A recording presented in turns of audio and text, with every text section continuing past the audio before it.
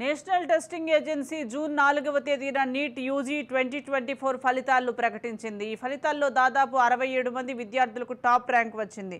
వీరందరికీ 99.99% వచ్చింది. ఎంతో కఠినమైన నీట్ పరీక్షలో ఇంతమందికి ఒకే పర్సెంటైల్ రావడం దేశవ్యాప్తంగా సంచలనంగా మారింది.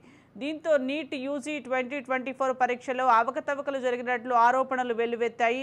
ప్రతిపక్షాలు ఈ విషయమై ఆందోళనలు చేపడుతున్నాయి. అయితే తాజాగా నీట్ యూజీ పరీక్షల్లో చోటు చేసుకున్న పరిణామాలపై మాజీ మంత్రి కేటీఆర్ షాకింగ్ కామెంట్స్ చేశారు.